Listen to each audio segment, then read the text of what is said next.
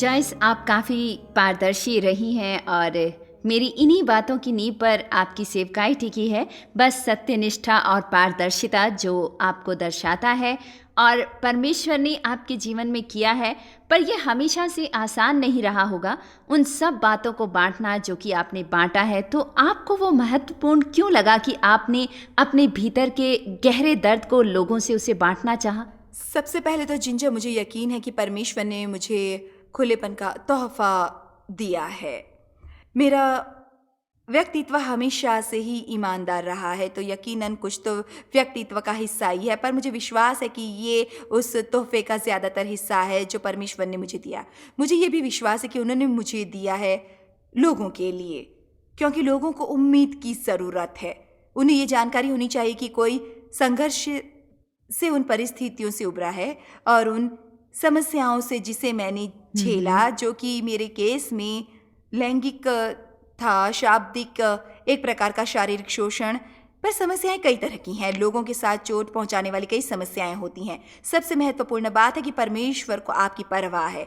अब इस बात को तो समझ लीजिए, अगर आप घायल हैं, परमेश्वर को राहत देने की परवाह है और आपको चंगा करना चाहते हैं, आपको वो संपूर्ण बनाना चाहते हैं, और इसलिए हमें अपने आशीष की तुलना दूसरे लोगों से नहीं करनी चाहिए और हमारी परीक्षाओं और त्रासदी की भी तुलना नहीं करनी चाहिए। और मुझे विश्वास है कि परमेश्वर का हृदय लोगों को चंगा करता है और उन्हें संपूर्ण देखना चाहता है, और यीशु ने मर के जो जीवन उन्हें दिया उसे जिए।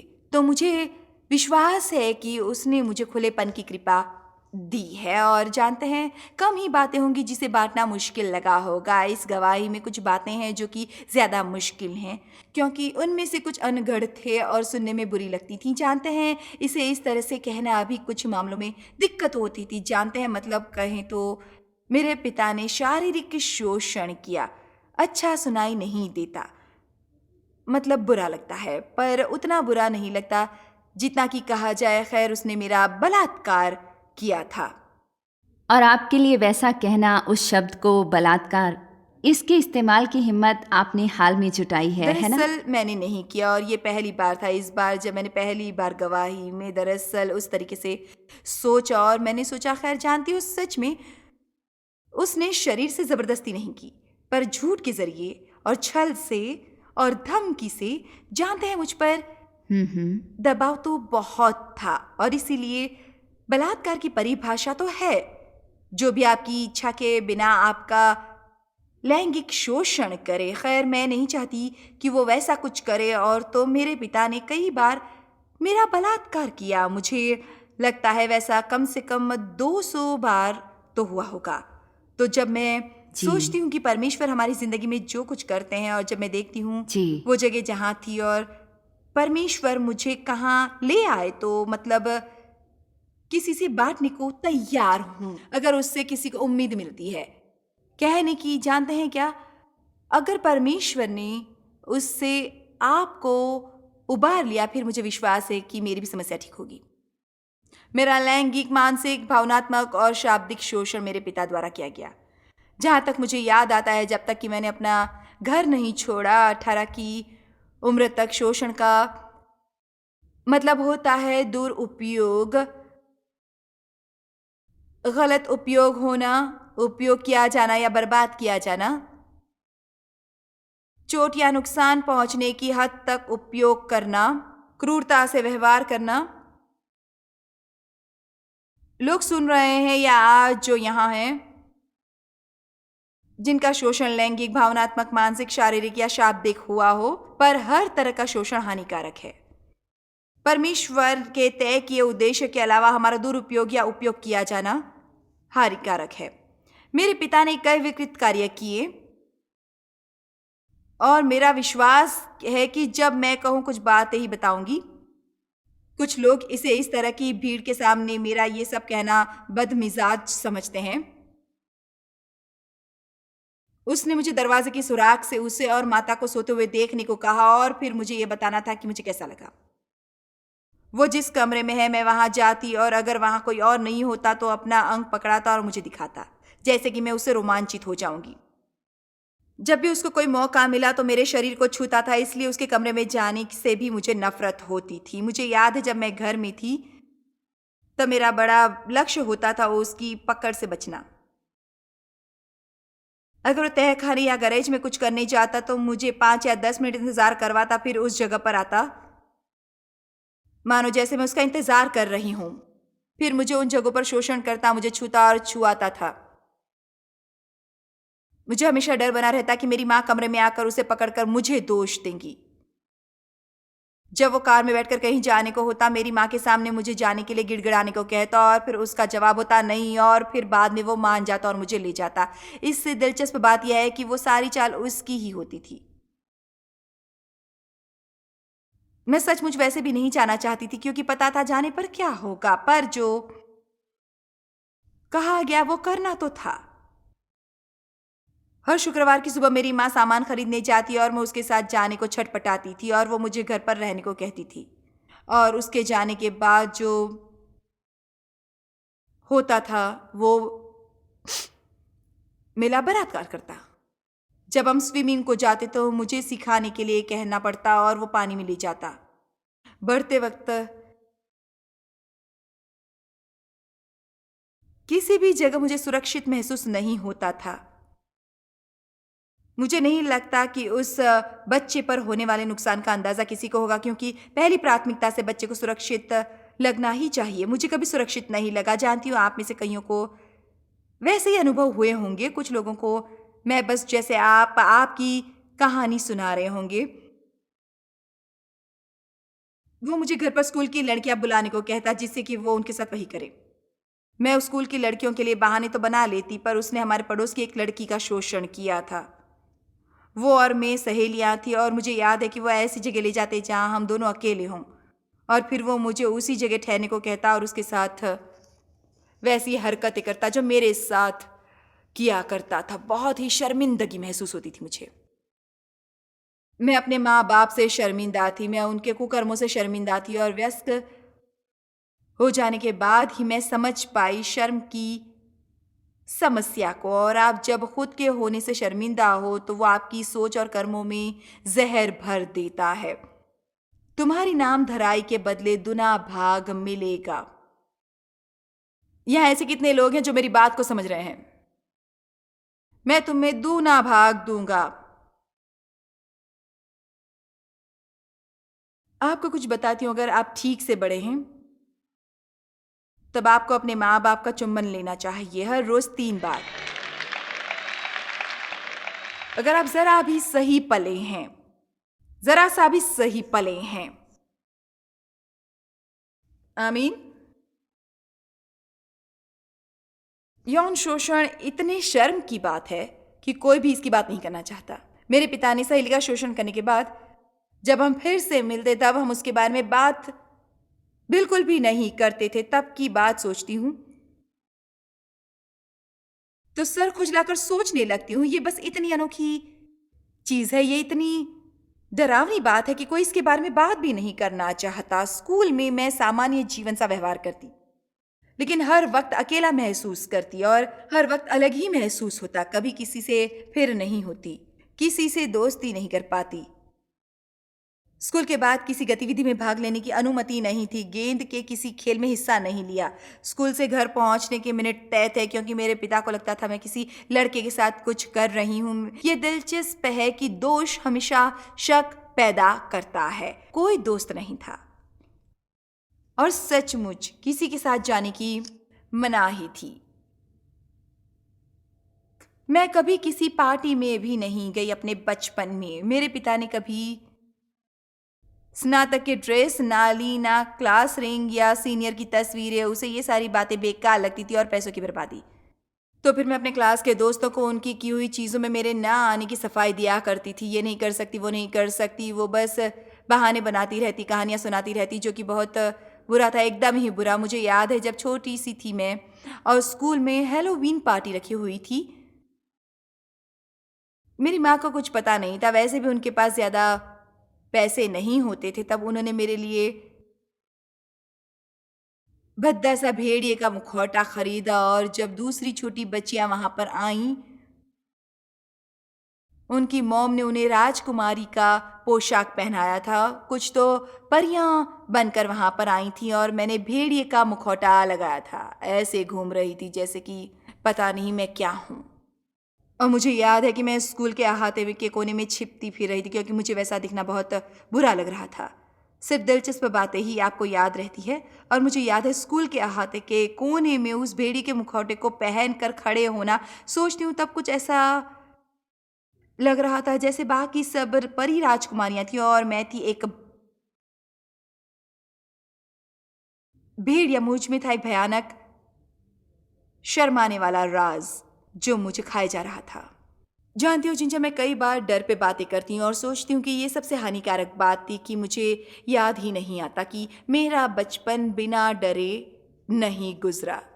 बिल्कुल भी नहीं। मैं बहुत डरी। वो कैसा रहा, हमें ज़रा समझाइए, क्योंकि बहुत से लोग आज इसमें फंसे हुए हैं। उस जीवन शैली में फंसी हुई किशोरी के रूप में आप कौन सा उदाहरण देना पसंद करेंगी, क्योंकि आज भी खैर, बहुत मैं सी कभी औरतें सुरक्षित इसमें नहीं फंसी रही हैं। और विश्वास है कि महिलाओं को खासकर सुरक्षित होना चाहिए, उनकी देखभाल की जानी चाहिए। मुझे सुरक्षित लगा ही नहीं। उदाहरण से, मेरे पिता रात में काम करते और वो 3 बजे काम पर जाते, दोपहर में वो आधी रात को घर लौटते। और अगर मैं जागती होती और ताले में चाबी की आवाज़ को सुनती थी तब मुझे आह डर लगता, क्योंकि कभी नहीं जान पाती कि वो क्या करने वाले हैं।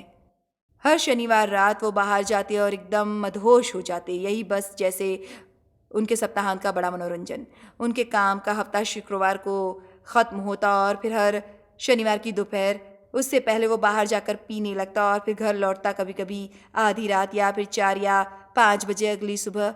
फिर तथाकथित अच्छे दिनों में, अच्छे जानते हैं दिन जब किसी तरह का यौन शोषण वगैरह नहीं होता था, जानते हैं जब उसमें और मेरी माँ आपस में नहीं झगड़ते थे। हमारे पूरे वातावरण में हर तरफ खौफ छाया रहता था, क्योंकि आप नहीं जानते थे, कभी भी कुछ भी हो सकता था।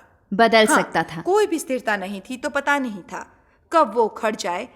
आप एक समय एक काम करते और वो शायद उसे मंजूर नहीं होता था, पर उसके मूड पर निर्भर था। अगली बार उसी से वो उखड़ सा जाता। और तो हम नियंत्रित वातावरण में रहते थे, मतलब वो हर बात पर काबू रखता। और मैं हमेशा कहती, जानते हैं हम उसकी पसंद का कार्यक्रम देखा करते थे, उसकी पसंद का खाना खाते थे, जब उसे उठना हो तब उठते, जब उसे सोना हो तब सोते थे, जब उसे जो करना हो करते थे। और जानते हैं, यहाँ तक कि मेरी राय में जिससे मुझे ज़्यादा हानि हुई उस शोषण से, जब वो मुझसे पूछता, मतलब सुनने में घटिया लगता है, पर जब मैं बच्ची ही थी, जैसे शायद 8 या 9 साल की, वो मुझे अश्लील तस्वीरों को दिखाता और फिर वो मुझे पूछता कि वो मुझे कैसी लगी है। खैर, जो वो सुनना चाहता, अगर मैं वो सब नहीं कहती तब वो चिढ़ जाता था। और तो गुस्से से भरी होने पर, अब ज़रा इसे समझ लीजिए, मैं गुस्सैल प्रकृति की व्यक्ति थी और गुस्से लोग धक्का दिए जाने पर अच्छा व्यवहार नहीं करते। शुरुआत में मुझे ये बहाना करना ही पड़ा, वो मुझे पसंद है जिसे कि मैं नफरत और निंदा करती थी मेरी हर एक बात से। शायद मेरी राय में वही बात सबसे हानिकारक थी। मुझे ज़बरदस्ती जीना पड़ा वो झूठ। और शायद आपने पहले मुझे पूछा कि इतनी खुली क्यों हूँ, इसके बारे में अब तक नहीं सोचा था, पर शायद बस उतना ही। शायद मैंने इतना झूठापन देखा जिसका मुझे एक अरसे तक सामना करना पड़ा था, बहाना बनाना पड़ा। शायद ये परमेश्वर की आज़ादी का तोहफ़ा मुझे मिला कि बहानों की अब ज़रूरत नहीं। मैं अब बस जानती हूँ, खुल सकती हूँ, ईमानदारी से बता सकती हूँ, क्योंकि सच में केवल सच ही लोगों को आज़ाद कर सकता है। वो अपनी हरकतें मुझे हमेशा बताता था, वो इसलिए क्योंकि मैं ख़ास थी और वो प्यार करता था। तो मैंने सीखा कि प्रेम है एक बहुत विकृत चीज़। मैं जब 9 या 10 साल की थी तब याद है कि मेरे पिता मुझे एक महिला रिश्तेदार के घर ले गए कि वो उसके साथ संबंध बनाएंगे। उसने मुझे बताया कि उसे वो बहुत पसंद था, वो कितना अच्छा था, ये सब मेरा उत्साह बढ़ाने के लिए कि कैसा करना अच्छी बात है। उसके बाद वो विस्तार से बताते जो हरकतें उन्होंने की। मुझे कई राज छिपाने पड़ते थे। उसके अनुसार वो सब कुछ अच्छा किया करता था और इसे राज की बात समझता था। अगर मैं इसे किसी को कहती तो कोई समझता नहीं। उन्हें मुझ पर विश्वास नहीं होता और मेरी वजह से परिवार में समस्या होती। ये दिलचस्प है कि आज सुबह मुझे लगा वो मेरा बोझ बन गया। परिवार में समस्या खड़ी ना करना मेरे दर्द की वजह से, और शायद मेरी जिंदगी में ये सबसे बड़ी समस्या थी जिससे मुझे जूझना पड़ा और आज भी सामना करती हूं, उस जिम्मेदारी के झूठे एहसास से। उन चीजों के लिए जिम्मेदार बनने के लिए जिनके लिए मुझे जिम्मेदार होना नहीं चाहिए। आपको कुछ बताना चाहूंगी। मेरी और आपकी समस्या का सामना करूंगी, अगर आपकी भी हो तो। मैं बिना बात की चीजों के लिए जिम्मेदार बन जाती हूं। फिर भी परमेश्वर ने मेरे लिए वहां भी काफी कुछ किया है। मैं कह सकती हूँ, जॉयस, मैं तुम्हारी जिम्मेदारी नहीं है। तुम्हें उसे नहीं देखना है। कितने लोग जानते हैं मेरा मतलब जिम्मेदारी के झूठे एहसास को। खैर, जरा इसे देखिए। शैतान चाहता है कि हम सब कुछ छिपाए रखें, क्योंकि जब तक वो आप में छिपा है आप उससे कभी आजाद नहीं हो सकते, पूरी तरह तो नहीं। और वो चीजें जो आपके भीतर छिपी हैं, अगर कुछ आपने जो किया है जिससे आप शर्मिंदा हैं, या अगर आपके साथ जो हुआ है उससे शर्मिंदा है, अगर आपने उसके बारे में कभी बात नहीं की है तो आप खुद पर एहसान नहीं कर रहे हैं। परमेश्वर से खुलकर ईमानदारी से बताइए, खुद से खुलकर ईमानदारी से बातें कीजिए, उसे बाहर निकालिए और फिर खत्म कीजिए। मैं बड़ी होती गई तब की बात है, जब मैं 12 या 13 की थी। मेरे पिता छेड़छाड़ से बलात्कार की तरफ बढ़े। उसने शरीर से दबाव नहीं डाला, पर उससे बिल्कुल दबाव डाला, और छल से और नियंत्रण से और धमकियों और झूठ से। और इस बात के लिए इतना तैयार होना भी दिलचस्प रहा, क्योंकि इसके बारे में इतने साल तक बातें करने के बाद भी मैंने बलात्कार शब्द का उपयोग नहीं किया। और जब मैंने पहली बार कहा कुछ 3 हफ्ते पहले इसकी तैयारी में, वो इतना हिंसक लगा मुझे भी, क्योंकि मैंने हमेशा यौन शोषण की बात कही। पर मुझे विश्वास है परमेश्वर ने ये बात मेरे दिल में डाली, क्योंकि मुझे लगता है कि हम यौन शोषण शब्द के प्रति एकदम सुन्न हो चुके हैं। और सच कहूं तो उसने मेरा बलात्कार ही किया था, और उसने वही किया हर हफ्ते, कम से कम हफ्ते में एक बार, जब तक कि मैं 18 की नहीं हो गई। मैंने हिसाब लगाया तो पता चला कि मेरे पिता, जिस पर मुझे भरोसा करना था और जिसे मुझे सुरक्षित रखना था, उसने कम से कम 200 बार मेरा बलात्कार किया 18 साल के होने से पहले। अब मेरे साथ ऐसा कैसे हो गया, और आज मैं आप सबके सामने कैसे खड़ी हूं वर्तमान की इस हालत में? अगर परमेश्वर इस पृथ्वी पर जीवित और अच्छे नहीं हैं, परमेश्वर के बिना ये कैसे संभव है? शैतान को सबसे बड़ा झटका दे सकते हैं अगर परमेश्वर को अपना दर्द देकर उसे लाभ में बदलने का मौका दें, अपनी दुर्दशा उसे देकर उसे अपना संदेश बना लें। क्योंकि आप देखिए, जब मैं कहती हूं कि मैं दर्द को सहने का मतलब जानती हूं तो विश्वास कीजिए, और जब मैं अपनी गवाही दूंगी और मैं कहती हूं कि मैं चंगी हो गई और पूर्ण समझदार और भला, और मेरी बढ़िया शादी के 43 साल और 4 बच्चे जो परमेश्वर की ओर से हैं, और 10 नाती पोते, और मेरी जिंदगी से मुझे प्रेम है, मेरी राय में परमेश्वर के राज्य में मैं मूल्यवान हूं, तब उससे उम्मीद मिलती है कि परमेश्वर आपके लिए भी करेंगे। आमीन।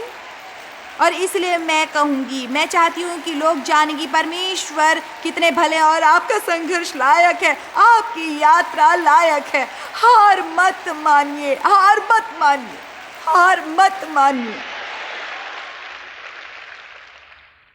जॉयस, अब ज़रा भरोसे पर बात कर लें, क्योंकि भरोसा करना मुश्किल होता है जब बार बार लगातार ये साबित होता है कि लोग भरोसे के काबिल नहीं हैं। तो आप उस बात को कब समझ पाई कि परमेश्वर आज्ञाधारी हैं, परमेश्वर भरोसेमंद हैं, और उसी दिशा में हमेशा भरोसा बढ़ा रहे, और जो होगा उसे देखते हैं? इसमें काफ़ी मुश्किल होती होगी ना? खैर, एक बात जिसने मेरी मदद की है, वचन जिसमें दिया है, प्रेम हमेशा श्रेष्ठ में विश्वास करता है। और मैंने शक में काफ़ी साल बिता दिए, क्योंकि मेरे पिता ही नहीं थे जिसने मेरा शोषण किया, मतलब 2 या 3 और लोग थे जिन्होंने वैसा ही करना चाहा। एक बॉस जिसके लिए काम करती थी, मेरे अंकल, एक ग्रैंडफ़ादर, और मेरे पिता के परिवार में वह विचार की भावना बस चली आ रही थी, न जाने कब से। और ईमानदारी से मेरी राय में कुछ तो उसी में बड़े हुए। और उम, खैर, हाँ, मतलब वो सोचते थे कि ये गलत है, पर ये कुछ ऐसा था, जानते हैं, जो उनके साथ बचपन में हुआ होगा। और जानते हैं, दुनिया में बहुत से दुष्ट लोग हैं और इससे आप पत्थर दिल और शकी हो जाते हैं। आज मुझे याद है, मेरी शादी में डेव मुझसे कभी कभी कहते, तुम मुझसे दुश्मन की तरह व्यवहार क्यों कर रही हो, क्योंकि मैं वैसी थी, सब कोई मेरा दुश्मन है, वगैरह वगैरह। या फिर मेरे लिए, हमारे लिए उसका पारिवारिक फैसला लेना कठिन था, क्योंकि मैं मान ही नहीं सकती थी कि कोई कभी भी वैसा फैसला लेने का प्रयास करेगा जो उसके अलावा दूसरे का भला करे, क्योंकि मैंने यही देखा था, मेरे पिता का किया हर फैसला उन्हीं के लिए होता था। जो वो चाहता उसके लिए अच्छा था, उसे दूसरे की परवाह नहीं थी। और इसलिए मैं परमेश्वर के साथ वो सब सुलझाने में लगी थी। जानते, मुझे याद है, एक दिन प्रभु ने मेरे दिल में ये डाला कि मैंने कहा कि मर्दों ने जो मेरे साथ किया, उसके बाद डेव पर कैसे भरोसा करूं, हालांकि डेव ने मुझे कुछ भी नहीं किया। पर और याद है, परमेश्वर ने मेरे दिल में कहा, तुम्हें डेव या दूसरे मर्द पर भरोसा करने के लिए नहीं कहा गया है, तुम मुझ पर भरोसा करो। हाँ, आपने राज और राज के खतरों के बारे में काफ़ी कुछ कहा है। इतने सालों के बाद भी आपको महसूस हो रहा है कि परमेश्वर जीवन में चंगाई और वो सभी चीज़ें बाहर ला रहे हैं कि आपको उन राजों में नहीं जीना पड़े, हर समय आपको नई आज़ादी देते राज हो। की बातें सिर्फ आपको एक कोठरी में रखती हैं और वहाँ पर छुटकारा है।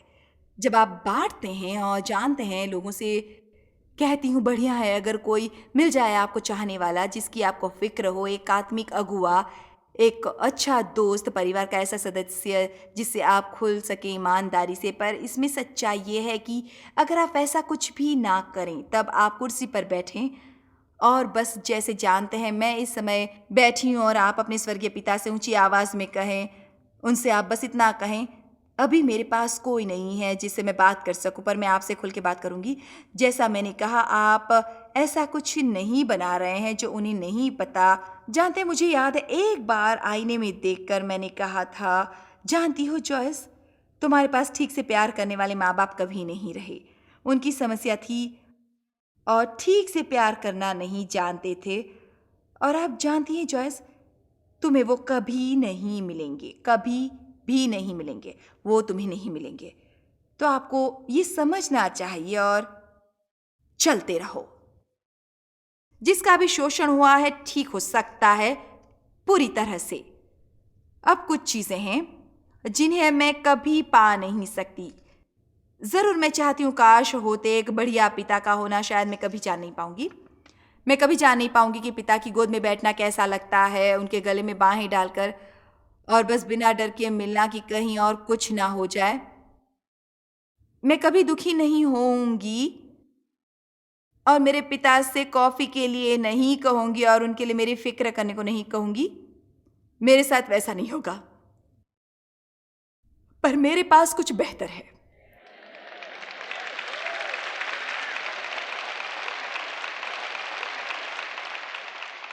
क्योंकि मैं परमेश्वर के साथ चली, उनके साथ मेरा संबंध है, जो कि बहुत ही शानदार और बेशकीमती चीज है पूरी दुनिया में।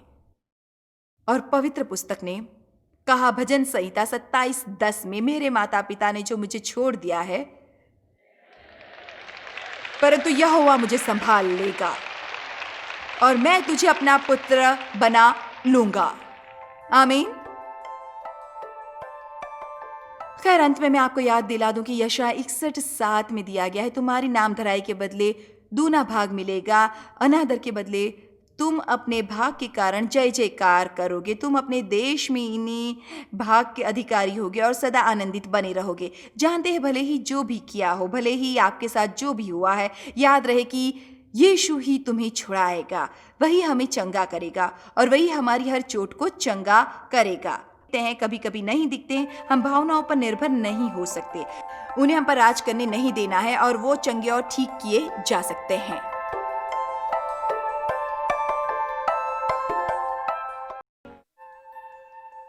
जॉय स्माइल मिनिस्ट्रीज में आप हमारे लिए कितने अहम हैं, इसका आपको अंदाजा नहीं। हम आपके आभारी हैं और हम धन्यवाद करते हैं अपने सब मित्रों और सहयोगियों का कि उन्होंने इस विश्वव्यापी सेवकाई को संभव बनाया। मिलकर हम भूखों को खिला रहे हैं, गरीबों को पहना रहे हैं और कई देशों में सुसमाचार पहुंचा रहे हैं। कृपया हमसे संपर्क करें या विजिट करें jmmindia.org पर। आज ही अपनी प्रार्थना के अनुरोध बताने के लिए, हमारे साधनों के बारे में और जानकारी और जॉयस की सभाओं का शेड्यूल जानने के लिए और हमारे सहयोगी बन जाएं दुनिया भर में मसीह का प्रेम बांटने के लिए। ये कार्यक्रम जॉय स्माइल मिनिस्ट्री के मित्रों और पार्टनर्स द्वारा प्रायोजित है।